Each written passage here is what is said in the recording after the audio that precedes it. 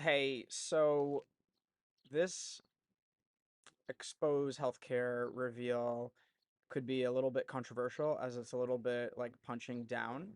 Um, about a year ago, I did an expose on cheating in the pharmacy chains, and I think it would be wrong to not talk about the cheating that goes on in the non-chains, the small independent mom and pop stores that we would all like to support in theory.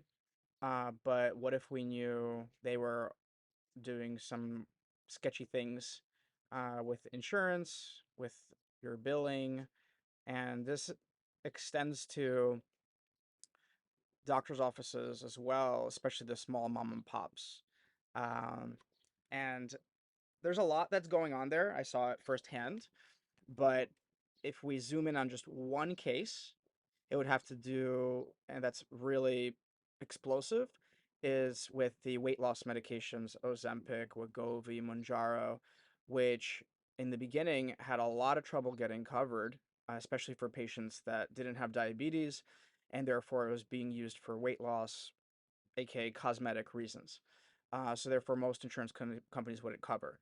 So what would independent pharmacies do, which CVS would never do, and what would small mom and pop doctors do that doctors that are part of large hospital owned organizations not do, is they would essentially, mostly on the doctor side, they would lie about the diagnosis. So a non-diabetic patient would all of a sudden become a diabetic in order to get the medication covered.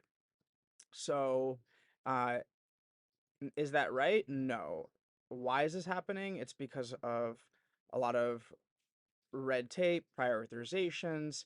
Um, it's it's kind of complicated whether if you talk about the ethics of this, because at the end of the day, the pharmacy and the doctor, they are working hard to get a medication to a patient that is helping them a lot, and these weight loss medications are helping patients a lot, whether it's for weight loss, but it's also helping with their sugar levels, their cardiovascular risk. It's apparently helping with kidney problems. Uh, so it is helping people. However, they're forced to cheat and not do it exactly properly when it comes to insurance process.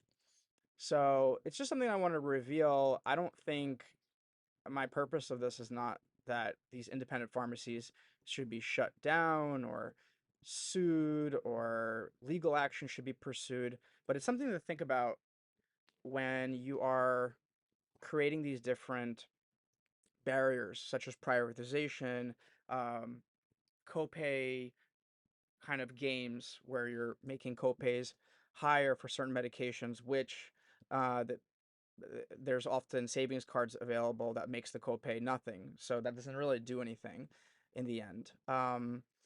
So it's just like this kind of like weird thing that happens, and I just felt like I need to do this. I can't like punch up at the big chain pharmacies without saying anything about what the little independent pharmacies are doing. Um, in addition, there's a lot of like coupon. I mentioned the savings card. There's a lot of savings card sketchiness stuff going on where the way it's being processed can be manipulated and how it's being billed. Um, and and then other ways that you can take care of the deductible.